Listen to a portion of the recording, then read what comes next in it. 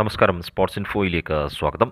മാനലോ Marcus എന്ന Indian ഫുട്ബോളിൽ കഴിവ് തെളിയിച്ച പരിശീലകനെ തന്നെ ഒപ്പമെത്തിച്ച മികച്ച രീതിയിൽ തന്നെ കഴിഞ്ഞ സീസണിൻ്റെ തുടക്കം ഗംഭീരമാക്കിയെങ്കിലും ഒരു പിടി മിന്നും താരങ്ങളുടെ പരിക്ക് തലവേദന സൃഷ്ടിച്ചതോടെ ഷീൽഡ് റേസിൽ 3-ാം സ്ഥാനത്തേക്ക് വീണുപോയ FC ഗോവ പുതിയ സീസണിലേക്ക് വരുമ്പോൾ മികച്ച മാറ്റങ്ങൾക്കായുള്ള തയ്യാറെടുപ്പിൽ തന്നെയാണ്. Noah Sadaoui, Carlos Martinez, Victor Rodriguez, Brandon Fernandes തുടങ്ങിയ മികച്ച താരങ്ങൾക്ക് പകരക്കാരെ തേടുമ്പോൾ അറ്റാക്കിംഗ് തേർഡിൽ മികവ് തെളിയിക്കാൻ കെൽപ്പുള്ള ഏറ്റവും മികച്ചത് തന്നെ കൊണ്ടുവരാനാണ് ഗോവൻ മാനേജ്മെൻറ്റ് ശ്രമിക്കുന്നത്. ഇതിനിടെ പ്രതിരോധ നിരയിലെ വിശ്വസ്തൻ ഒഡേയ് ഒനിന്ത്യയ്ക്ക് അടുത്ത ഒരു വർഷത്തേക്ക് കൂടി കരാർ നീട്ടി നൽകിയെങ്കിൽ യുവതാരം ജയ് ഗുപ്തയ്ക്ക് സമ്മാനിച്ചത് 4 വർഷത്തെ ദീർഘകാല കരാറുമായിരുന്നു.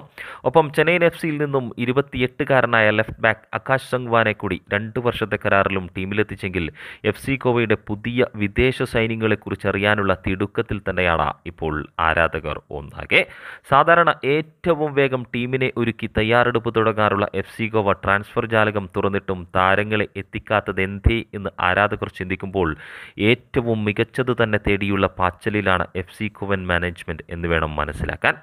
FC ഗോവൻ ട്രാൻസ്ഫർ അപ്ഡേറ്റുകളെക്കുറിച്ച് Times of India sports journalist Marcus മെർക്കുലാവോയോട് തന്നെ ചോദിച്ചപ്പോൾ ഡെയിലി ബേസിസിൽ തന്നെ കാര്യങ്ങൾ ചെക്ക് ചെയ്യുന്നുണ്ടെങ്കിലും ഇതുവരെ ഒന്നും ലഭ്യമായിട്ടില്ല എന്ന വിവരമാണ് ആരാധകർക്കായി പങ്കുവച്ചതെങ്കിൽ കാത്തിരിക്കാം ഇനി ആ സുന്ദര നിമിഷങ്ങൾക്കായി.